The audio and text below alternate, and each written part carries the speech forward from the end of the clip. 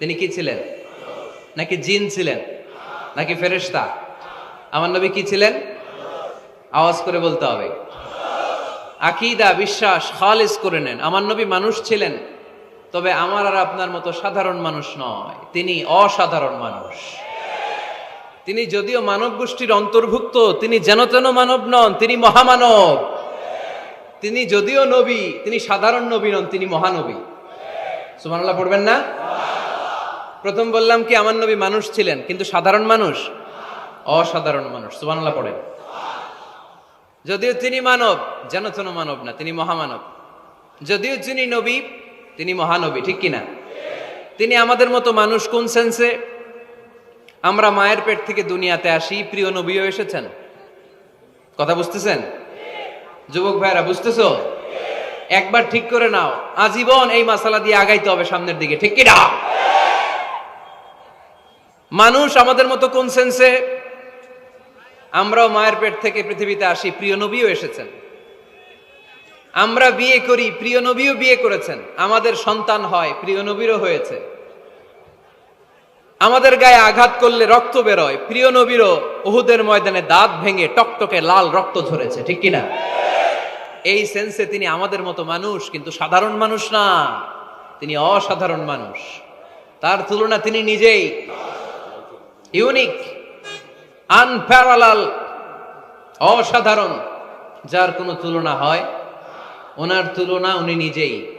সাইয়্যিদু বুলদি আদম, আদম আলাইহিস সালামের যত সন্তান পৃথিবীতে এসেছে, বিশ্বনবী বলেন এই সবার মধ্যে আমি সেরা। সুবহানাল্লাহ কইতে পারলেন না? বিষ্ণু ঈসা ইসলাম বলেন গোটা বিশ্বের মানুষকে আল্লাহ দুই ভাগ করলেন। কয় ভাগ? এক ভাগ জান্নাতি, এক ভাগ জাহান্নামী। আমারে জান্নাতীদের মধ্যে ফেললেন। জান্নাতীদেরকে বিভিন্ন দেশে ফেললেন, আমারে মক্কায় ফেললেন। মক্কাবাসীদেরকে অনেক বংশের মধ্যে ফেললেন, আমারে কুরাইশ বংশে ফেললেন। কুরাইশ বংশে অনেক খানদান আছে, আমারে হাশিমি খানদানে ফেললেন।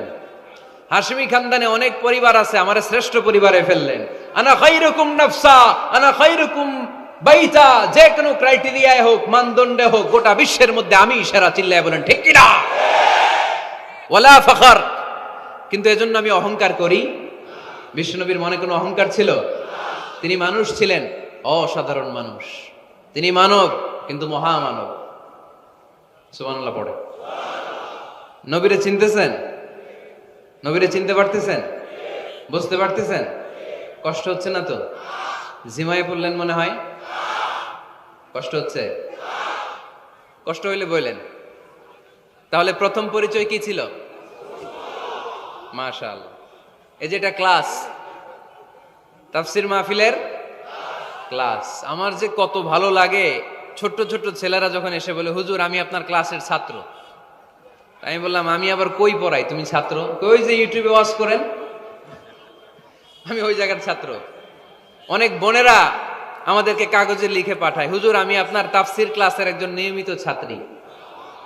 আলহামদুলিল্লাহ, আমার জীবন ধন্য, আমার জীবন ধন্য যে আমার কথাগুলোকে লোকজন ক্লাসের মতো মনে করে। এইটাই করা দরকার। আমি শুধু বলেই গেলাম, আপনারা শুনলেন, জিমানি আসবে, ঘুম আসবে, শয়তানের গুতা আসবে, ঠিক কিনা? কিন্তু যদি জিজ্ঞেস করি, আওয়াজ করে যদি উত্তর দেন, শয়তানের ওয়াসওয়াসা ঢুকতে পারবে? আর এখানে তো সব ইয়াং, শয়তান আসবে কোত্থেকে? ওদের এক একটা তাকবীর দিলে বঙ্গোপসাগরে যে ইবলিস যেয়ে পড়বে। তাহলে আমার নবীর প্রথম পরিচয় তিনি রাসূলুল্লাহ, ঠিক কিনা? তিনি রাসূল ছিলেন। দ্বিতীয় পরিচয় শেষ নবী। 3 নাম্বার পরিচয় তিনি মানুষ ছিলেন। কি ছিলেন? অসাধারণ মানুষ। 4 নাম্বার পরিচয় আমার নবী কখনো মন গড়া কিছু বলতেন না। খেয়াল করে শুনবেন, আমার নবী মন গড়া কিছু বলতেন? ওনারা সব শিখাই দিত কে? ওনার শিক্ষক কে? পৃথিবীর কোন মানুষের কাছে উনি পড়ছেন? ওনার লেখাপড়া করা লাগে? আরে লেখাপড়া করা লাগে তো আমাদের, আমাদের লেখা লাগে, আমাদের পড়া লাগে। নবীর লেখা লাগে না, নবীর পড়া লাগে না, কারণ নবী আমাদের মতো সাধারণ না, তিনি অসাধারণ মানুষ। চিল্লায় বলো ঠিক কিনা? কোন শিক্ষকের কাছে উনি যান নাই, কোন উস্তাদের পদপ্রান্তে যে বসেন নাই উস্তাদ বলে, কারণ ওনার উস্তাদ একজন। চিল্লায় বলেন তিনি কে? তিনি মন গড়া কিছু বলেন না। He was guided by revelation, by ওয়াহি। তিনি ওহী দ্বারা পথ প্রদর্শিত হয়ে কথা বলেন। না জানলে চুপ থাকেন। আমাদের একটা বদ অভ্যাস, না জানলেও আমরা বলি, আছে না নাই? আমি জানি না, এইটা বলতে এত লজ্জা লাগে আমাদের, এত লজ্জা লাগে, এত লজ্জা লাগে। এখন থেকে এইটা প্র্যাকটিস করবেন, বলবেন যে আমি জানি না। আসলেই তো আমি জানি না। আমি কি জানি? জানে তো একজন, তিনি কে? আমি জানি, আমার চেয়ে বড় কেউ নাই, এটা বললেই খবর আছে। এরকম বলে শয়তান। এরকম বলে কে? মুসা আলাইহিস সালাম ওয়াজ করতেছিলেন উম্মতের মাঝখানে। এক উম্মত দাঁড়ায় বলে, ইয়া নবী আল্লাহ, মান আ'লামু ফিল আরদ। হে নবী মুসা, একটা প্রশ্ন। কি প্রশ্ন? আপনি বলেন তো বর্তমান পৃথিবীতে সবচেয়ে বড় জ্ঞানী কে? এই স্টপ। আপনি বলেন তো সবচেয়ে বড় জ্ঞানী কে? মুসা আলাইহিস সালাম বলে, আমি। মুসা আলাইহিস সালাম কি বললেন? আসলে ভুল বলেন নাই, কারণ যাকে আল্লাহ কোন এলাকার জন্য নবী বানিয়ে পাঠান, তাকে তো ওই এলাকার সবচেয়ে বেশি জ্ঞান দিয়েই পাঠান, ঠিক কিনা? কিন্তু আল্লাহ চেয়েছেন মুসা আলাইহিস সালাম এইভাবে না বলে যদি এরকম বলতো, আল্লাহু আ'লাম, আল্লাহ বেশি জ্ঞানী, তাহলে আল্লাহ বেশি খুশি হতেন। যখনই বললেন আমি, আল্লাহ ডেকে বললেন, মুসা নো, তুমি সবচেয়ে বেশি বড় জ্ঞানী না। ইযহাব ইলা মাজমাইল বাহরাইন, দুই সাগরের মিলনস্থলে একটা জায়গা আছে, ওখানে আমার এক বান্দা আছে যে তোমার চাইতেও জ্ঞানী। ইসমুহু খদির, তার নাম খদির, যারা আমরা বাংলায় বলি খিজির। খিজির আলাইহিস সালাম বলি না, আসলে ওনার নাম কি? খদির। খদির মানে এভারগ্রিন, সবুজ। উনি কোন জায়গায় বসলে ওইখানকার হলুদ ঘাসগুলো মুহূর্তে সবুজ হয়ে যেত। গাছপালা না জন্মালে ওদিক দিয়ে হাঁটলে সবুজ গাছপাতা জন্মাতে শুরু করত। তাই কখনো বলা যাবে না আমি সব জানি। সব জানে একজন, তিনি কে? আমার নবীর 4 নাম্বার পরিচয়, উনি মন গড়া কোনো কথা বলতে জানতেন। নবীরা মন গড়া কিছু বলে? কোন নবীর কথার সাথে কোনো বৈপরীত্য আছে? আপনারা এরকম কি শুনেছেন, এক নবী বলছে আল্লাহ আছে, আরেক নবী এসে বলছে না, আল্লাহ নাও থাকতে পারে? এমন কি কখনো হয়েছে কোন নবী এসে বলেছে আখেরাত আছে, আরেক নবী এসে বলেছে না, আখেরাত নাও হইতে পারে? কথা কন। তার মানে নবীরা মন গড়া বলে না, ফলে নবীদের কথার বৈপরীত্য নাই। কিন্তু কবিদের কথার বৈপরীত্য আছে না নাই? দার্শনিকদের কথার অমিল আছে না নাই? এক দার্শনিক বলে মানুষ পেট সর্বস্ব জীব, মানুষের বড় সমস্যা পেট সমস্যা, এটা ঠিক হইলে সব ঠিক। আরেক দার্শনিক এসে বলে না, মানুষের সেক্স সমস্যা বড় সমস্যা, যৌন সমস্যা, এটা ঠিক করে দিলে সব ঠিক। আরেকজন এসে বলে না, পেটও না, যৌন সমস্যাও না, মানুষ আসলে মানুষই না, মানুষ হইল বান্দর। তাহলে দেখেন, 3 দার্শনিক 3 কথা বলছে, ঠিক কিনা? কিন্তু পৃথিবীতে যে লক্ষাধিক নবী, একজনের কথার সাথে আরেকজনের কথার কোনো অমিল আছে? কারণ নবীরা দার্শনিকদের মতো মন মস্তিষ্ক প্রসূত মন গড়া কথা বলে না। তাদের কাছে কথাগুলো আসে একটা হেডকোয়ার্টার থেকে। হেডকোয়ার্টারটা কার? এজন্য আল্লাহ বলেন, ওয়ামা ইয়ানতিকু আনিল হাওয়া ইন হুয়া ইল্লা ওয়াহিয়ুন ইউহা। আমার নবী মন গড়া কিচ্ছু বলেন না, আমার কাছ থেকে ওহী পেয়ে তারপরে তিনি মুখ খোলেন। সুবহানাল্লাহ পড়েন আওয়াজ করে। কোন নবীর ফলোয়ার আপনি? কার ফলোয়ার? সালমান খানের ফলোয়ার হয়ে কি খুশি? একটা লাইক পাওয়ার জন্য কত সেলফি, এমনে ওমনে। কার ফলোয়ার তুমি? জেনে নাও তোমার হিরোকে। Know your hero, know your prophet. তোমার নবীকে আজকে চিনে যাও। তুমি কার ফলোয়ার, তুমি কার ফ্যান, কে তোমার সেলিব্রিটি, জেনে যাও। মন গড়া কিছু বলতেন না। মন গড়া কখনো কিছু বলে নাই। মক্কায় ইহুদিরা এসে দল পাকালো, চল মুহাম্মদকে আজকে প্রশ্ন করে আটকায় দিব। কি প্রশ্ন করবি? ইহুদিরা বলে, এমন প্রশ্ন জানা আছে এগুলোর কিছুই মুহাম্মদ জানে না। ইহুদিরা এসে হাজির, মুহাম্মদ আমরা কালিমা পড়ে মুসলমান হব। আল্লাহ রাসূল তো মহা খুশি, তাই আসো, তবে শর্ত আছে। কি শর্ত? 3টা প্রশ্নের উত্তর দিতে পারলে লাইন ধরে আমরা সব কালিমা পড়ে ফেলব। কোন 3টা প্রশ্ন বলো? তারা প্রশ্ন শুরু করলো। প্রশ্ন নাম্বার 1, মা হুয়া রূহ। মুহাম্মদ বলো তো রুহু কারে বলে? রুহু কি?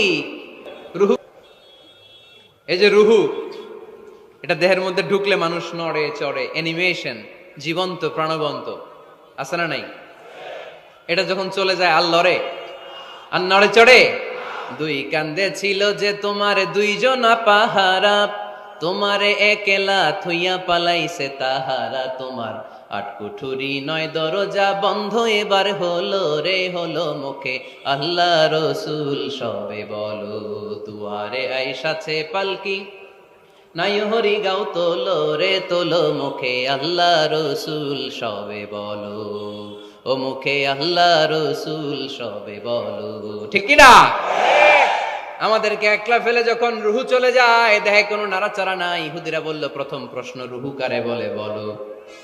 2 নাম্বার প্রশ্ন, মানহুম আসহাবুল কাহাফ, আসহাবে কাহাফ সম্পর্কে কি জানো? কি জানো বলো। গুহাবাসী, গুহাবাসীদের সম্পর্কে কি জানো? অনেক আগে তারা এসেছিল পৃথিবীতে। 3 নাম্বার প্রশ্ন, মান হুয়া যুলকারনাইন, যুলকারনাইন সম্পর্কে কি জানো বলো। প্রশ্ন কয়টা? প্রথম প্রশ্ন কি সম্পর্কে? রূহ। দ্বিতীয় প্রশ্ন আসহাবে কাহাফ। তৃতীয় প্রশ্ন যুলকারনাইন। আল্লাহ রাসূল সাল্লাল্লাহু আলাইহি ওয়াসাল্লাম বললেন, গাদান উজিবুকুম।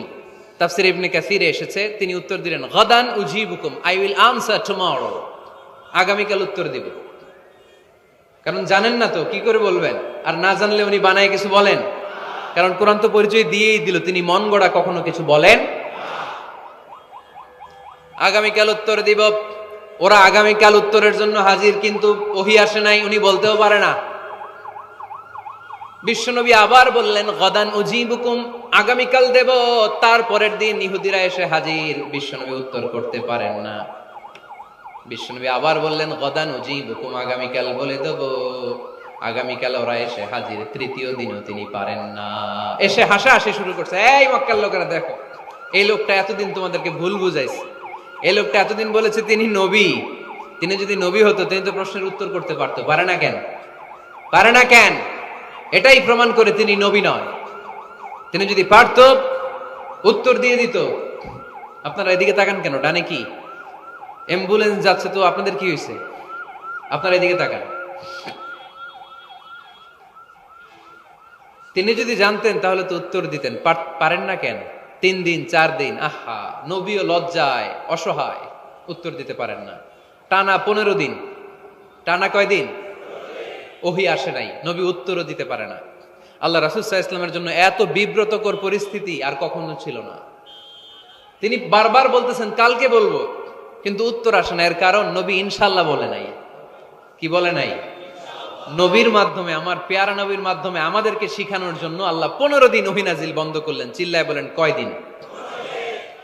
এরপর আল্লাহ কোরআনের আয়াত নাজিল করলেন, ওয়ালা তাকুলান্না লিশাইইন ইন্নী ফাইলুন যালিকা গাদা ইল্লা আইয়াশা আল্লাহ। নবী গো, ভবিষ্যতের কোন কাজের ব্যাপারে যদি কাউকে ওয়াদা দেন, ওয়াদা দেওয়ার আগে অবশ্যই ইনশাআল্লাহ বলে দিয়ে।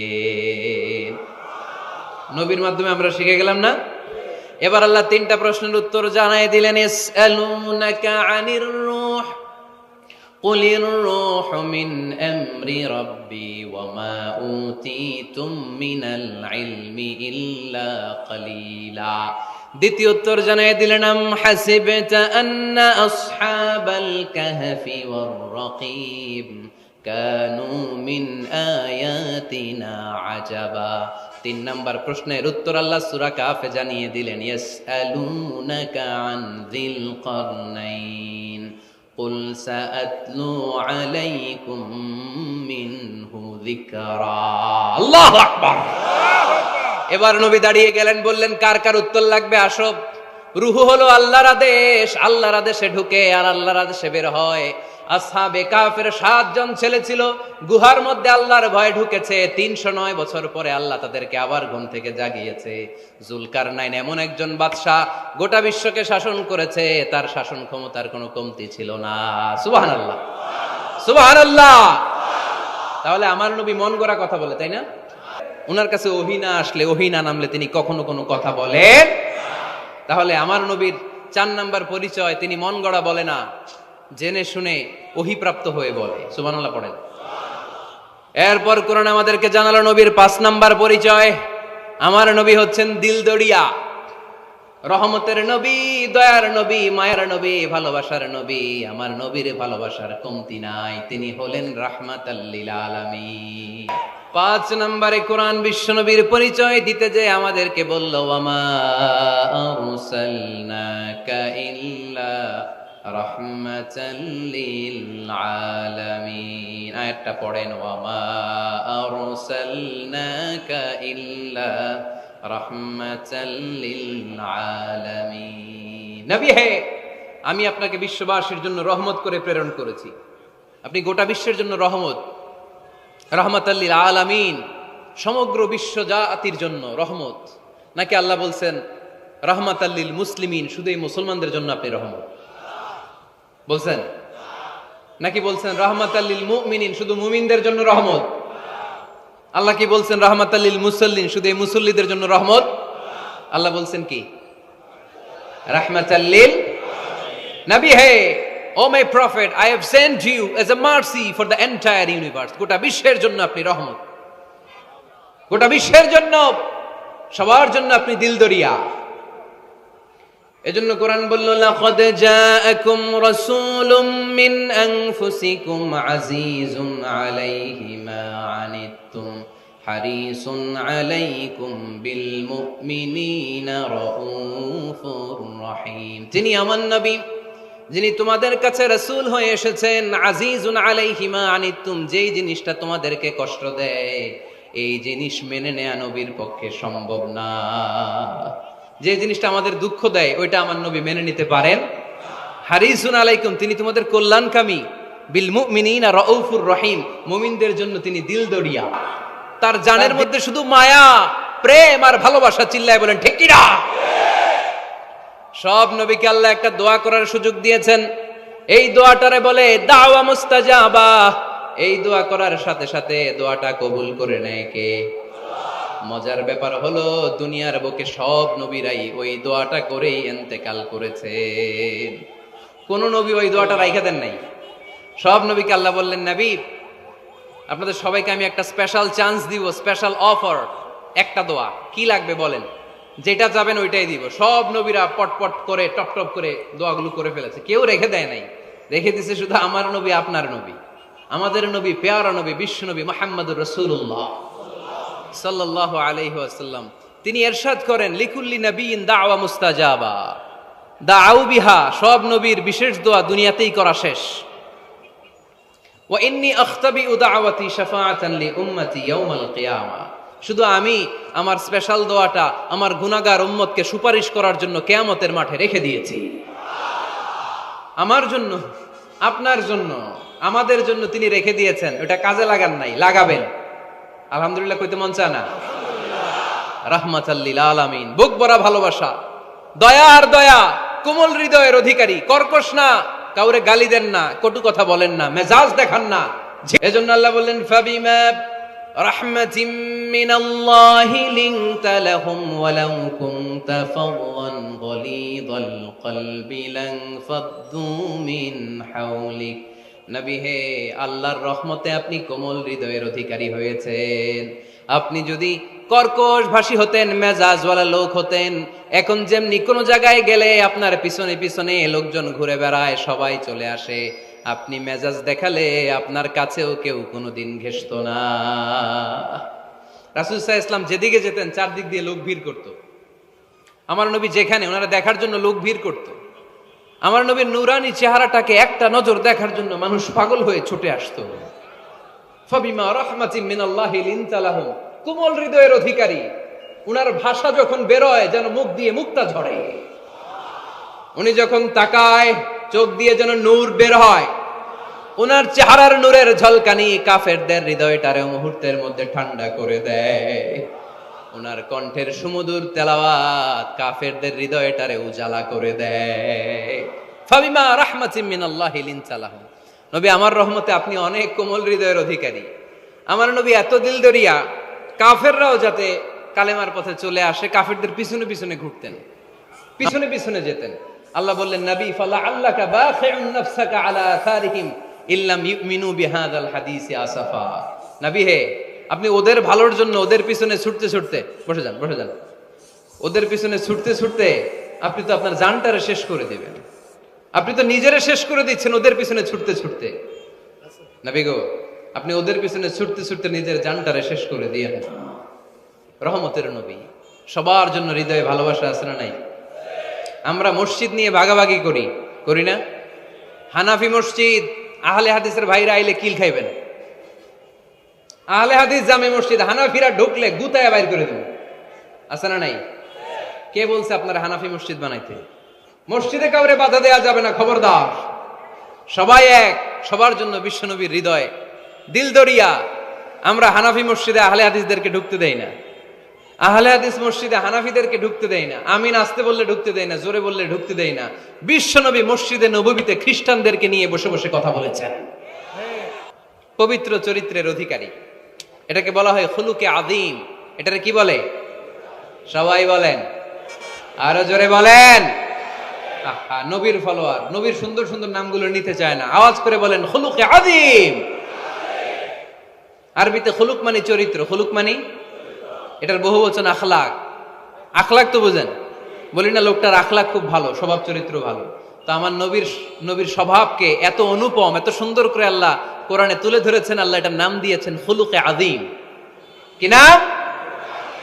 খুলুক তিন ধরনের। কয় ধরনের? খুলুকে হাসান, খুলুকে কারীম, খুলুকে আযীম। আই রিপিট, খুলুকে হাসান, খুলুকে কারীম, খুলুকে আযীম। আবার বলি, খুলুকে হাসান, খুলুকে কারীম, খুলুকে আযীম। খুলুকে হাসান মানে সমান সমান, উনিও ধমক দিছে আমিও ধমক দিছি, এটা খুলুকে হাসান। আমি তো খারাপ কিছু করি নাই, আমি অতিরিক্ত জুলুম করছি নাকি ওনার উপরে? উনিও ধমক আমিও ধমক, সমান সমান, এটা খুলুকে হাসান। নবীর এটা ছিল না। আরেকটা হচ্ছে খুলুকে কারীম, উনি ধমক দিছে আমি ধমক দেই নাই, আমি সহ্য করে নিয়েছি, এটা খুলুকে কারীম। এটা খুলুকে কারীম। নবীর এটাও ছিল না, নবীর ছিল এটা খুলুকে আযীম। উনি ধমক দিছে আমিও ধমক দিছি, না এটা করেন নাই। উনি ধমক দিছে আমি সহ্য করে নিলাম, কিছু বলি নাই, এটাও করেন নাই। উনি ধমক দিছে আমি ওনার জন্য দোয়া করলাম আর ওনারে বুকে টেনে নিলাম, ওনারে ভালোবাসতে শুরু করলাম, ওনারে কাছে টেনে নিলাম, ওনারে বুকে জড়িয়ে ধরলাম। সুবহানাল্লাহ পড়তে পারলেন না? এটারে কি বলে? আমার নবীরটা মনে হয় খুলুকে হাসান ছিল, খুলুকে কারীম ছিল। আমার নবীর চরিত্র কি ছিল? এজন্য আল্লাহ বললেন ওয়া ইন্নাকা লাআলা খুলুকিন আযীম। নবী হে, একটা অনুপম সুন্দর চরিত্র দিয়ে আমি আপনারে তৈরি করেছি। সুবহানাল্লাহ পড়েন। অনুপম চরিত্র, খুলুকে আযীম। খুলুকের ব্যাখ্যা শেষ, এবার ব্যাখ্যা হবে আযীমের। আযীম মানে সুমহান। নবীর চরিত্র সুমহান চরিত্র। আযীম শব্দটা আল্লাহ কোরআনে যেন তেন জায়গায় ব্যবহার করে না, যেটার তাৎপর্য সিগনিফিকেন্স অনেক বড়, অনেক বিশাল, অনেক সুমহান, তখন আল্লাহ ব্যবহার করে আযীম। তখন কি ব্যবহার করে? কিয়ামতের দিন আল্লাহ যে একটা ভূমিকম্প পৃথিবীটারে ধরে যে আল্লাহ একটা ঝাঁকুনি দিবেন, পাহাড়গুলো ভেঙে খান খান হবে, স্যাটেলাইট গুলো ভেঙে টুকরা টুকরা হবে, ওই ভূমিকম্পটা মনে হয় সাধারণ ভূমিকম্প। এই ভূমিকম্পের মতো ভূমিকম্প পৃথিবীবাসী কোনোদিন দেখে নাই। এজন্য ওই ভূমিকম্পের বর্ণনা দিতে যে আল্লাহ কোরআনে বললেন ইন্না জালজালাতাস সাআতি লাশাইউন আযীম। নিশ্চয় কিয়ামতের দিনের ভূমিকম্প এটা সাধারণ ভূমিকম্প নয়, এটা সুবিশাল ভয়ঙ্করতম ভূমিকম্প, ঠিক কি না? এই জন্য আল্লাহ বলেছেন ওয়া ইন্নাকা লাআলা খুলুকিন আযীম। নবী হে, আপনার চরিত্রের কোনো তুলনা হয় না। এত সুন্দর, এত অনুপম চরিত্র আপনার চরিত্র, এক মাথা থেকে পা পর্যন্ত এক ফোঁটা কালো দাগ ফেলানোর মতো কোনো সুযোগ আপনার চরিত্রের ভেতরে নাই। চিল্লায় পড়েন আল্লাহু আকবার। এজন্য কোরআন আমাদেরকে জানিয়েছে ওয়া ইন্নাকা লাআলা খুলুকিন আযীম। নবী হে, আমি আপনাকে সুমহান চরিত্র দান করেছি। সুবহানাল্লাহ। তাহলে 6 নাম্বার পরিচয় কোরআন যেটা আমাদেরকে জানালো, আমার নবীর চরিত্র ফুলের চাইতেও সুমহান চরিত্রের অধিকারী, সুমহান চরিত্রের অধিকারী। সুবহানাল্লাহ পড়েন। তিনি আলো, আলোকবর্তিকা, আলোর মশাল। কেন তিনি আলোর মশালের সাথে আল্লাহ তুলনা করলেন? উদাহরণ দিয়ে বুঝাই। কেন নবীকে আলোর বাতি, মোমবাতি, চেরাগ বাতি, প্রদীপের সাথে কেন তুলনা করা হলো একটু বোঝার চেষ্টা করেন। ধরেন আমার কাছে একটা মোমবাতি, এটাকে আমি গ্যাস লাইট দিয়ে জ্বালালাম, আপনাদের সবার হাতে আছে মোমবাতি, কোনো গ্যাস লাইট নাই, জ্বালানোর সুযোগও নাই। এজন্য আপনারা সবাই আপনাদের খালি মোমবাতিগুলো এনে আমার ধরানো মোমবাতি থেকে জ্বালায় নিয়ে যাবেন। আজকে মানুষ কত হইতে পারে সম্ভাব্য? প্যান্ডেলের বাইরে মিলে 1 লক্ষ হবে? এত হবে না, হবে? আমি তো বাইরের লোকজন দেখতেছি না, ধরলাম 1 লক্ষ। 1 লাখ কত এরকম হবে? আচ্ছা, ধরলাম 50,000। আপনারা 50,000 লোক, 50,000 মোমবাতি, আগুন নাই। আমার হাতের মোমবাতি, এটা জ্বালানো মোমবাতি। এবার আপনারা সবাই লাইন ধরে আপনাদের আগুন ছাড়া মোমবাতি আমার মোমবাতি থেকে ধরায় ধরায় নিয়ে যাচ্ছেন। এতে আমার মোমবাতির আগুনের কমতি ঘটবে? বোঝে নাই বোধহয়, বইঘরের ছেলেরা বোঝে নাই। আমার হাতে জ্বলন্ত মোমবাতি, আপনাদের হাতে নিভানো মোমবাতি। 50,000 লোক লাইন দিয়ে, আমি শুনলাম 50,000 লোক আমার মোমবাতি থেকে আগুন ধরাবে, আমি দেব দৌড়। কারণ আমার আলো যদি শেষ হয়ে যায় এরকম মনে করবো নাকি? 50,000 কেন, 1 লক্ষ মোমবাতি নিয়ে এসে যদি আমার ধরনের মোমবাতি থেকে লোকজন আলো নিয়ে আলোকিত হয়, আমার মোমবাতির আলোর কিছু কমতি হবে না। চিল্লায় বলো ঠিক কি না? বিশ্বনবী যখন বুঝাতেন, মাঝে মাঝে হাতের ইশারায় বুঝাতেন। সুবহানাল্লাহ পড়েন। বিশ্বনবী যখন বুঝাতেন, মাঝে মাঝে প্রশ্ন করে বুঝাতেন, মাঝে মাঝে প্রশ্ন করে বুঝাতেন। He used to throw question to the audience. শ্রোতাদেরকে প্রশ্ন ছুড়ে দিতেন। প্রশ্ন ছুড়ে দিলে কি লাভ জানেন? শ্রোতারা ভাবতে শুরু করে উত্তরটা কি, কি এই প্রশ্নের উত্তর।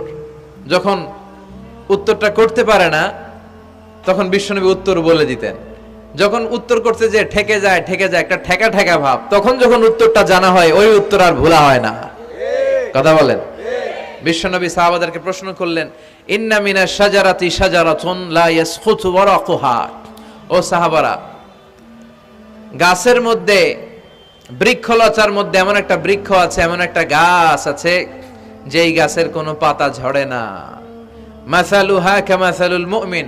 ওই গাছের দৃষ্টান্ত মুমিনের দৃষ্টান্তের মতো। বলো তো, হাদ্দিসুনি মা হিয়া, দেখি তোমরা পারো কিনা ওই গাছটা কি? কেউ পারে না। কেউ বলে ওই গাছ, কেউ বলে মরুভূমির ওই ক্যাকটাস গাছ, কেউ বলে ওই গুলমলতা, কেউ বলে ওইটা, কেউ বলতে পারে না। বিষ্ণু বললেন কারোটা হয়নি। ইন্নাহা নাখলা, এটা হলো খেজুর গাছ। সাহাবারা ভাবসারে খেজুর গাছ তো প্রত্যেক ঘরের পিছনে পিছনে, এটা ধরছে নাকি? ধরলে তো কঠিনটাই ধরবে। এজন্য সাহাবাদের প্রত্যেক বাড়ির পাশে খেজুর গাছ। ওইদিকে মন যায় না, মন গেছে দূরে, দেখি তো কোন গাছ, খুঁজে পায় না। সুবহানাল্লাহ পড়েন।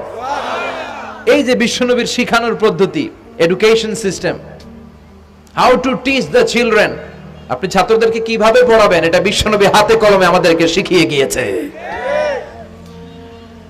ওই মজলিসে আব্দুল্লাহ ইবনে উমর রাদিয়াল্লাহু আনহু আর ওনার বাবা ওমরে ফারুক দুইজনই উপস্থিত ছিলেন। বাড়িতে যাওয়ার পরে ছোট্ট আব্দুল্লাহ ইবনে উমর সাইয়েদনা ওমরে ফারুককে বলেন, আব্বা, বিশ্বনবী যে আজকে প্রশ্নটা করছিল, আমি কিন্তু উত্তর জানতাম। সুবহানাল্লাহ কইবেন না? ওমরে ফারুক বললেন, বলো কি, তুমি জানতা যেটা খেজুর গাছ? আব্দুল্লাহ ইবনে উমর বলে, না আমি আবি, হ্যাঁ আমি জানতাম। তো বললা না কেন? তুমি যদি আজকে উত্তর দিতে পারতা, তাহলে আরবরা লাল কপালের উট পেলে অনেক খুশি হয়ে যায়।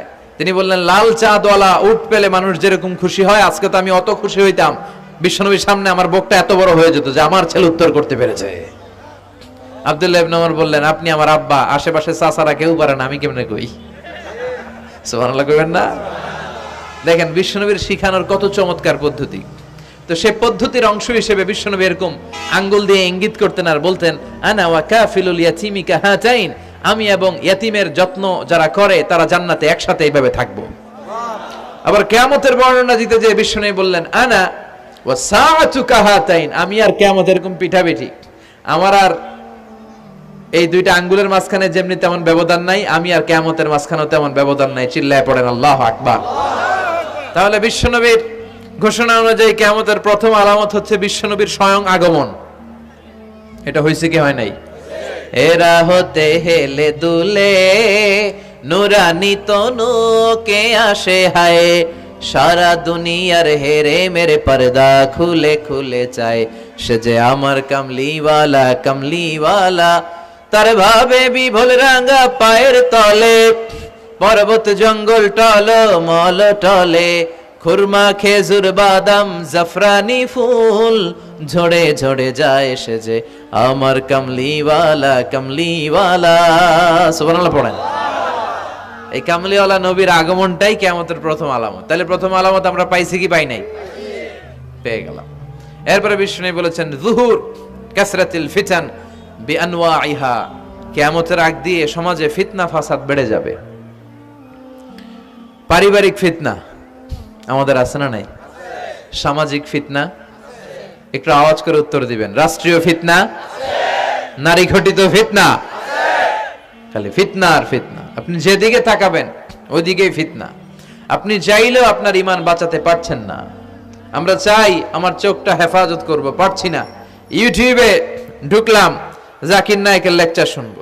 ইউটিউবে ঢুকলাম, শায়েখ সুদাইসের তেলাওয়াত শুনবো। ওদিকে তেলাওয়াতও বাজে আর নিচে সাজেস্টেড ল্যাংটা ভিডিও আছে না নাই? কই যাব আমরা? কিভাবে বাঁচাবো আমাদের চোখ? বায়ে অশ্লীলতা দেখে ডানে তাকায়, দেখি ওদিকে অশ্লীলতা। আবার বায়ে তাকায়, ওখানে অশ্লীলতা। সামনে তাকাই, অশ্লীলতা। আবার পেছনে তাকাই, অশ্লীলতা। নিচে তাকাই, অশ্লীলতা। উপরে তাকাই, ওদিকে অশ্লীলতা। আমরা যাব কই? আর নাযার সাহামুন মাসমুম মিন সিহাম ইবলিস। এই দৃষ্টি শয়তানের বিষ মাখানো তীরবানের মধ্য থেকে ভয়ঙ্কর তীর। এই তীর দিয়ে শয়তান যুবক যুবতীদেরকে কাবু করে ফেলে। একটা যুবক যুবতীর মধ্যে প্রথমে আই কন্টাক্ট হয়। কি হয়? প্রথমে আই কন্টাক্ট, চোখে চোখে একটা ভাব বিনিময় হয়। হ্যাঁ, এরপরে এসএমএস এর আদান প্রদান হয়। কথা বলেন। এরপরে ডেটিং হয়। ডেটিং কি হয়? এরপর হয় গার্লফ্রেন্ড বয়ফ্রেন্ড। আছে না নাই? এগুলো ভুইঘরে নাই? ভুইঘরের ছেলেপেলেরা আল্লাহওয়ালা। হ্যাঁ, কি ভয়ঙ্কর অবস্থা। আমরা ছোটবেলায় এই সমস্ত গার্লফ্রেন্ড বয়ফ্রেন্ড কি বুঝতামই না। এখন ক্লাস 5 থেকে শুরু। ক্লাসে যারা যারা আছে ভাগাভাগি হয়ে যায়, কোনটা কার। আছে না নাই? কয় এইটা আমার, মানে আমার ফ্রেন্ড। এটা আমার এই কি ফ্রেন্ড? গার্লফ্রেন্ড। এটা আমার গার্লফ্রেন্ড, তো এটা তোর গার্লফ্রেন্ড। আছে না নাই? আবার এটারে সংক্ষেপ করছে, কয় জিএফ। কি কয়? তোমাদের এগুলা নাই তো? হ্যাঁ, আছে। অর্ধেক কয় আছে, অর্ধেক কয় নাই। খুব চালাকেরা। প্রিয় ভাইয়েরা, এগুলো আমাদের সংস্কৃতি নয়। বিবাহ বহির্ভূত যে কোনো ধরনের নারী পুরুষের সম্পর্ককে হারাম করেছে কে? আল্লাহ। আসুন আমরা বিয়েটাকে সহজ করি, আর্লি ম্যারেজ ক্যাম্পেইন করি। আর কত বলবো? যতদিন বেঁচে থাকি বলবো, বিয়েটারে সহজ করে দেন। ছেলের বাবা যারা আছেন, মেয়ের বাবা যারা আছেন, বিয়েটা সহজ করে দেন। তা না হলে এই যে 14ই ফেব্রুয়ারি গুলো যায়, আছে না নাই? কি নাম? কি? বিশ্ব বেহায়া। আহা, এগুলো আগে ছিল না। এগুলো সব কিয়ামতের আলামত। চিল্লা এখন ঠিক কিনা? এই দিবসগুলোতে আপনার উঠতি বয়সের তরুণী মেয়ে, আপনার ছেলে যে পাপগুলো করে বিয়ে না করার কারণে, এই পাপগুলোর একটা পার্সেন্টেজ গুনাহ আপনার আমলনামায় আছে না নাই? এজন্য খবরদার, বাবা মা যারা আছেন, ছেলে মেয়েদেরকে সময় মতো বিয়ে করিয়ে দেন। আমাদের দেশে বিয়ে অনেক সময় অনেক দেরি হয়ে যায়, বিশেষ করে ছেলেদের দেরি হয়ে যায়। বলে তুই নিজের পায়ে দাঁড়া। তো এতদিন ও কার পায়ে দাঁড়াইছে? ও তো নিজের পায়ে দাঁড়িয়েছে। একটু সহযোগিতা করেন না আপনি, বিয়েটা সহজ করে দেন। বিয়ের চেয়ে ভালো কাজ পৃথিবীতে নাই। হ্যাঁ, ইয়াং পোলাপানরা অনেক খুশি হয়ে গেছে। হ্যাঁ, বিয়ে করবে তোমরা। বিয়ে বহির্ভূত জিএফ বিএফ এর দরকার আমাদের নাই। চিল্লায় বলেন ঠিক কিনা? এগুলোর বিরুদ্ধে আমাদের জিহাদ। ইসলামের ইমেজকে, আমাদের মোরালিটি, আমাদের এথিক্যাল স্ট্যান্ডিং পয়েন্ট যেখানেই নষ্ট হবে, ওগুলোর বিরুদ্ধে আমাদেরকে সোচ্চার হতে হবে। এই নৈতিকতার অবক্ষয় হতে হতে এমন পর্যায়ে ঠেকেছে বাংলাদেশটা এখন জাহান্নামের টুকরা হয়ে গিয়েছে। এখন মেডিকেলের ডাস্টবিনে ছোট্ট ছোট্ট নবজাতক বাচ্চার লাশ পাওয়া যায়। এগুলো সব 14ই ফেব্রুয়ারি পালনের ফসল। এগুলোর সাথে মুসলমানদের কোনো সম্পর্ক থাকতে পারে না। এগুলো ইসলামের সাথে কোনো সম্পর্ক নাই। এগুলো হচ্ছে পাশ্চাত্য থেকে আমদানি করা, পার্শ্ববর্তী দেশ ভারত থেকে আমদানি করা। আমাদেরকে যে ইসলামের সুশীতল বাণী বিশ্বনবী শিখিয়েছেন, আমাদের জানিয়েছেন, দ্যাটস এনাফ ফর আস। এটাই আমাদের জন্য যথেষ্ট। এজন্য এই যুগটা হচ্ছে, বিশ্বনবী বললেন, ফিতনার যুগ। আখিরি জামানায় জ্বলন্ত আগুনের কয়লা নিয়ে হাতে রাখাটা সহজ হয়ে যাবে, কিন্তু ঈমান নিয়ে টিকে থাকা কঠিন হয়ে যাবে। আপনি চাইলেও ভালো থাকতে পারবেন না, আপনি হকের কথা চাইলেও বলতে পারবেন না। ঝুঁকি আছে না নাই? গুম আছে না নাই? ক্রস ফায়ার আছে না নাই? কে কোন দিক দিয়ে গুম টেরি পাওয়া যাবে না, কিন্তু এই হকের রাস্তা আমরা ছাড়বো না। বিশ্বনবী বললেন ফিতনা বেড়ে যাবে। আপনি হক হালাল মেনটেন করতে চান কিন্তু পারবেন না। আপনি ঘুষ খাবেন না, কি হবে? টেবিলের নিচ দিয়া ঘুষ, উপর দিয়া ঘুষ, সব জায়গায় ঘুষ। আপনার পাশে যে চাকরি করে সে খায় ঘুষ, ও খায় ঘুষ, নিচের কর্মচারী খায় ঘুষ, উপরের বসও খায় ঘুষ। কথা বলেন, আপনি চাইলেও পারছেন না। এজন্য বিশ্বনবী সবসময় দোয়া করতেন, আল্লাহ ফিতনা থেকে আমাদেরকে বাঁচাও। বিশ্বনবী পড়তেন আল্লাহুম্মা ইন্না নাউযু বিকা মিনাল ফিতান মা যাহারা মিনহা মা বাচান। হে আল্লাহ, প্রকাশ্য অপ্রকাশ্য সব ফিতনা থেকে তুমি আমাদেরকে বাঁচাও। চিল্লায় পড়েন আমিন। আওয়াজ করে আমার সাথে পড়েন আল্লাহুম্মা ইন্না নাউযু বিকা মিনাল ফিতান মা যাহারা মিনহা ওয়া মা বাতান। এর মানে হচ্ছে হে আল্লাহ, প্রকাশ্য অপ্রকাশ্য, দেখা যায় দেখা যায় না, এরকম সব ফিতনা থেকে তুমি আমাদেরকে বাঁচাও। তাহলে এই যে বিশ্বনবী বললেন কিয়ামতের আগে ফিতনা বেড়ে যাবে, এই আলামতটা সমাজে আছে না নাই? আমাদের আশেপাশে ফিতনা আছে না? আচ্ছা, এরপরে বিশ্বনবী বলেন খুরুজ মুদ্দাঈন নবুওয়া, কিয়ামতের আগ দিয়ে ভণ্ড নবী দাবিদার বেড়ে যাবে। বুখারীর বর্ণনায় বিশ্বনবী বললেন ততক্ষণ পর্যন্ত কিয়ামত হবে না যতক্ষণ না 30 জন ভণ্ড নবী দাবিদার বেরোবে। ভণ্ড নবী দাবিদার, একটাও নবী না। কুল্লুহুম কাযযাবুন দাজ্জালুন, সবগুলো মিথ্যাবাদী, কাযযাব আর দাজ্জাল। বিশ্ব নবী হচ্ছেন সর্বশেষ নবী। আমার নবীর পরে আর কোন নবী আসবে? আমার রাসূলের পরে আর কোন রাসূল আসবে? এই কথাটা যারা মানবে না তার ঈমান থাকবে মা কানা মুহাম্মাদুন আবা আহাদিম মির রিজালিকুম ওয়ালাকিন রাসূলুল্লাহি ওয়া খাতামান নাবিয়্যিন। মুহাম্মদ তোমাদের কোন ছেলেদের পিতা নয়, তিনি হলেন আল্লাহর রাসূল, তিনি হলেন শেষ রাসূল, খাতামান নাবিয়্যিন। সাইয়েদনা আদম থেকে শুরু করে নবী আসার যে ধারাবাহিকতা, এটা বিশ্ব নবীর মাধ্যমে এই চেইনটাকে কাট আপ করে দিয়েছে কে? আল্লাহ। আমার নবীর পরে কোনো নবী নাই।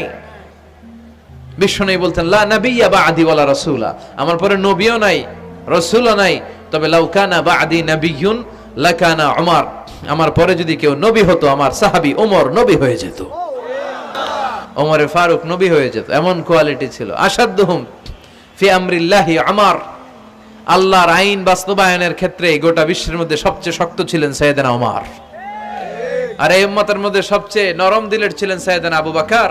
আরহামু উম্মতি বি উম্মতি আবু বকর। তিনি যখন নামাজে দাঁড়াতেন, সালাতে দাঁড়াতেন, উনি যখন তেলাওয়াত শুরু করতেন, ওনার কান্নার আওয়াজে তেলাওয়াতের আওয়াজ বোঝা যেত না। আর আমাদের নামাজে কান্না আসে? হ্যাঁ, নামাজে দাঁড়াইলেই সারাদিন যেটা মনে পড়ে না ওটা নামাজে দাঁড়াইলেই মনে পড়ে। আছে না নাই? নামাজেও দাঁড়ায়, আবার বিপিএল এ কি হইলো ওই টেনশন আছে না নাই?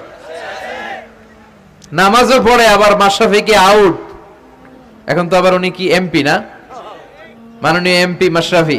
এমপি বললে কেমন যেন লাগে, শুধু মাশরাফি বলতে ভালো লাগে, কথা কন।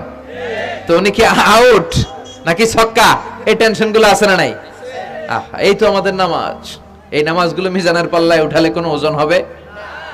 কথা বলেন। বিশ্বনবী যখন সালাত পড়তেন, বিশ্বনবীর পা গুলো ফুলে হাত্তা তাতাওয়াররামু খাদামা, টিউমার যেমনি ফুলে থাকে বিশ্বনবীর পা গুলো ফুলে যেত। তাহাজ্জুদ পড়তে পড়তে দাঁড়িয়ে থাকতে থাকতে হাত দুইটা প্যারালাইজড হয়ে যেত, আর নাড়াতে পারে না। এরপরে তিনি হাত ছেড়ে দিতেন প্রশান্তির জন্য, এরপরে হাত ছেড়ে দিয়ে কেরাত পড়তেন, আবার যখন ভালো লাগতো আবার ধরতেন। সুবহানাল্লাহ পড়েন। আলী কারামাল্লাহু ওয়াজহার পায়ের ভেতরে এক যুদ্ধে তীর ঢুকে গেল। এই তীর টেনে বের করা যায় না, তীর টান দিলেই উনি চিৎকার মারে, জখম হয়েছে অনেক ভিতরে। বিশ্বনবী বললেন আরিহনা বিসসালাহ ইয়া বিলাল, আকিমিস সালাহ, বেলাল আজান দাও, নামাজ শুরু করি। নামাজ শুরুর আগে আরেক সাহাবীরে বললেন আলী যখন জামাতের কাতারে দাঁড়াবে, তুমি নামাজে না দাঁড়িয়ে আলীর পায়ের সামনে যে ওই পায়ের তীরটা টান দিয়ে বের করবা। সুবহানাল্লাহ পড়েন। একামত হলো, বিশ্বনবী সালাত শুরু করলেন। বিশ্বনবীর কথা অনুযায়ী ওই সাহাবী যে আলী কাররামাল্লাহু ওয়াজহার পা থেকে টান দিয়ে তীরটা বের করে নিয়ে আসলেন, ফিনকি দিয়ে রক্ত বেরোলো, জায়গাটা রক্তে সয়লাভ, কিন্তু সাইয়েদেনা আলী কাররামাল্লাহু ওয়াজহা টেরই পায় নাই। সালাত শেষ, উনি দেখেন পায়ের মধ্যে তীর নাই, রক্তের সয়লাভ, যেখানে দাঁড়ালেন ওখানে খালি রক্ত। বিশ্বনবীরে বললেন, ও নবী আমার পায়ের তীর কই? বিশ্বনবী বললেন, আলী রে, আমি জানি তুমি যখন যায় নামাজের জন্য দাঁড়িয়ে যাও, দিন দুনিয়ার হুঁশ তোমার থাকে না, তোমার হৃদয়টা এখানে থাকে না, দেহটা এখানে থাকে, হৃদয়টা চলে যায় আল্লাহর আরশের উপরে। উনাদেরও নামাজ, আমাদেরও। সাহাবারা যখন মরুভূমিতে নামাজ পড়তেন, মরুভূমির পাখিগুলো এসে সাহাবাদের মাথার উপরে বসে যেত। পাখিগুলো মনে করতো এগুলো মরুভূমির খেজুর গাছটা হবে। কি হবে? কারণ নড়ে চড়ে না তো, আমাদের মতো তো এরকম দাড়ি চুলকা না, এরকম জামা ঠিক করে না, দাঁড়াইছে তো দাঁড়াইছেই। সুবহানাল্লাহ পড়েন। তো ইবাদতে এরকম আন্তরিকতা, একাগ্রতার দরকার আছে না নাই? বিশ্বনবী বললেন, যে হত্যা করবে সে জানবে না কেন আমি হত্যা করলাম। এরকম হত্যা দেশে আছে না নাই? উপরের নির্দেশ, উপরের টেলিফোন, শুট করো, পোশাকি বাহিনী পিস্তল আছে, শুট করে দিল, কিন্তু কেন সে মারলো ওই সৈনিক জানে না। এরকম আছে না নাই?